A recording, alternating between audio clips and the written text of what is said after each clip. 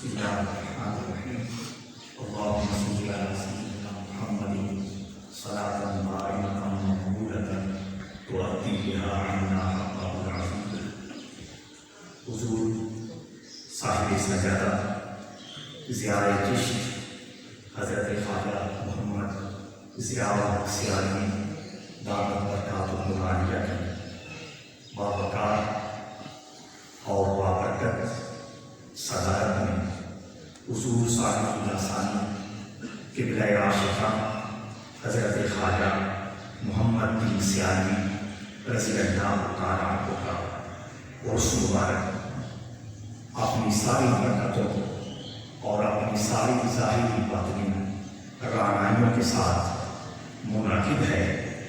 سب سے پہلے جملہ پیر بھائی حضرات کی خدمت میں مبارکباد پیش کرتا ہوں کہ اس بابرکت اور باوقار عرس مبارک کی مجلس میں ہم سب نیاز مندوں کو نیاز مندی کے ساتھ اللہ کریم نے حاضری کی سعادت عطا فرمائی۔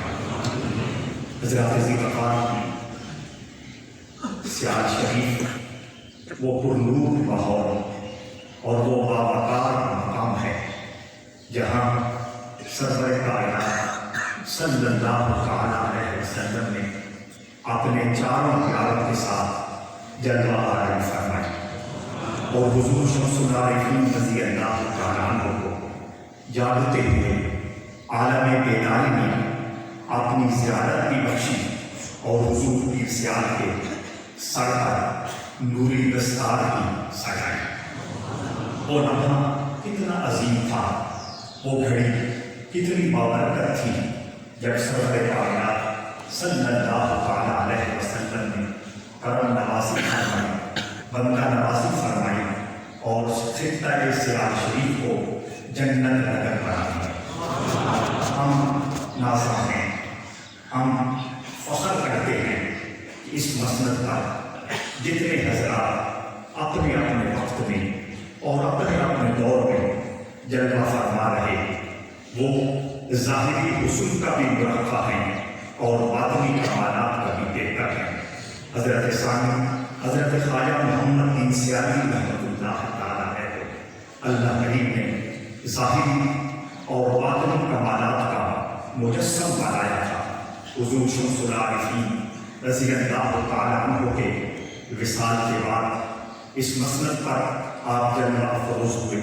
حضور شمس العارفین رضی اللہ تعالیٰ عنہ نے پورے خطے میں چشتی فیض کو جس سخاوت کے ساتھ اور جس وسعت کے ساتھ تقسیم کیا تھا، آپ کے زمانے میں اور اب بھی اس کی کوئی نظیر اور مثال ہمیں دیکھنے کو نہیں ملتی۔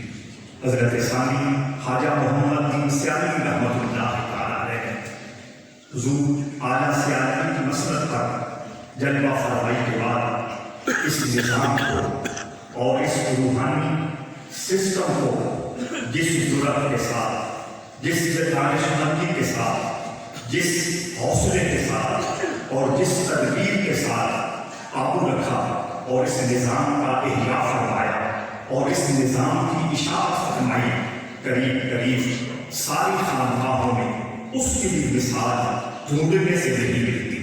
حضرت ذی وقار سیال شریف کے مشائخ کرام میں جو ایک مشترکہ کمال ہے اور ایک مشترکہ اللہ کریم نے ان ہستیوں کو نعمت دے رکھی ہے، وہ اس کا نام غیرت ہے۔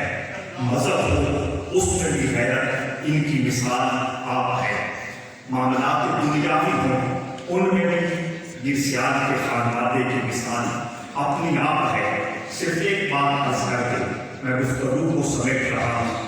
حضرت ثانی خواجہ محمد بن سیالمی رحمہ اللہ کے بارے میں مولانا عبدالعزیز بغوی رحمہ اللہ جو حضرت شمس العارفین رضی اللہ تعالیٰ عنہ کے خلیفہ ہیں، بھیرا میں ان کی مرتبہ اور ان کا وصال شریف ہے، ان کے صاحبزادے محمد ذاکر بغوی حضرت ثانی نجبال کے خلیفہ ہیں۔ مولانا عبدالعزیز بغوی فرماتے ہیں کہ ایک موقع پر ایک شخص آستان شریف پر حاضر ہوتا ہے، اپنے زمانے کا بہت بڑا نینڈاک تھا، سفید پوش تھا، حضرت ثانی کی بارگاہ میں عرض کرتا ہے کہ میں خلوت میں، تنہائی میں، اکیلے میں آپ سے کوئی گزارش کرنا چاہتا ہوں۔ حضرت ثانی نے خلوت کا حکم دیا، تمام دوست ادھر ادھر اٹھ کے چلے گئے، تنہائی ہو گئی۔ اس نے عرض کی کہ بعض معاشی مجبوریوں کی وجہ سے، اقتصادی معاملات کی وجہ سے میں کچھ پریشان ہوں اور کسی کے سامنے بات کر نہیں سکتا، کسی کو اپنی اس کمزوری کا بتا نہیں سکتا۔ آپ اللہ والے ہیں، آپ لجپال ہیں اور آپ پردہ پوش ہیں۔ یہ پردہ پوشی اللہ والوں کی بہت بڑی صفت ہے جو اللہ نے حضور شیر خدا حیدر کرار امیر المومنین حضرت علی رضی اللہ تعالیٰ عنہ کو رسول اللہ صلی اللہ تعالیٰ علیہ وسلم کے وسیلہ جلیلہ سے خصوصاً عطا فرمائی ہے۔ معراج سے واپسی پر اللہ کریم نے سرکار دو عالم صلی اللہ تعالیٰ علیہ وسلم کو ایک خطہ عطا فرمایا کہ اپنے خلفاء میں سے فلاں کو دینا ہے۔ سیدنا صدیق اکبر سے پوچھا گیا، انہوں نے کہا میں صداقت کو عام کروں گا۔ فاروق اعظم سے پوچھا گیا، انہوں نے کہا میں عدل اور انصاف کو عام کروں گا۔ حضرت عثمان ذو النورین سے پوچھا گیا، انہوں نے کہا کہ میں حیا اور سخاوت کا اہتمام کروں گا۔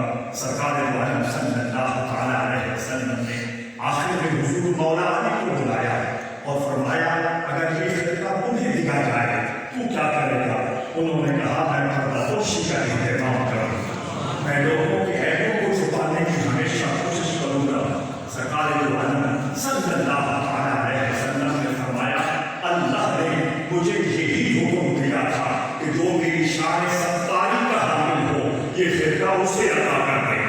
تو حضور شیر خدا رضی اللہ تعالیٰ عنہ کا یہ فیض اولیاء کرام کے سینوں میں نسل در نسل منتقل ہو رہا ہے اور 20 سال کے اس پابہار مقام پر جتنے حضرات جلوہ فرما ہیں وہ شان ستاری کے عظیم مقام رکھنے والے ہیں۔ تو وہ کہنے لگا کہ آپ پردہ پوشی فرمائیں گے، میرے راز کو راز رکھیں گے، میں یہ چاہتا ہوں کہ آپ 100 روپیہ مجھے بطور قرض عطا فرمائیں، فلاں موقع پر میں اسے واپس کر دوں گا۔ آپ نے ایک لمحہ ضائع کیے بغیر اپنی مبارک جیب سے پیسے نکالے اور 200 روپیہ اسے عطا فرما دیا۔ اب وہ ہکا پکا آپ کے چہرے کو دیکھ رہا ہے، وہ کوئی اور پروگرام، کوئی اور مشن لے کے آیا تھا۔ کہنے لگا میں نے جو دیکھنا تھا دیکھ لیا، جو سمجھانا تھا سمجھ لیا، اب میں یہ عرض کرتا ہوں کل آپ کا کوئی خادم گھوڑے پہ سوار ہو جائے اور صبح سے لے کر شام تک میری زمینوں میں گھوڑا دوڑاتا رہے۔ شام تک جتنی زمین آپ کے غلام کے گھوڑے کے قدموں میں آ گئی وہ میں لنگر شریف کو نظر کروں گا۔ اس نے ایک اور حربہ استعمال کیا، ایک اور بات کرنے کی کوشش کی۔ حضور ثانی لجپال آپ کا چہرہ جلال سے سرخ ہو گیا، آپ اٹھ کے کھڑے ہو گئے، آپ نے اپنی جیب سے تسبیح نکالی اور فرمایا یہ تسبیح میرے پاپا نے مجھے عطا کی ہے، میں ساری زندگی اسی پہ ناز کروں گا اور اپنی اولاد کو بھی یہ بتاؤں گا کہ تسبیح سے بڑی کائنات میں اور کوئی نعمت نہیں۔ یہ ہمارے اسلاف ہیں اور یہ زیاد شریف کے پرنور ماحول پر چلوا کر ہمارے بزرگان ہیں۔ دعا ہے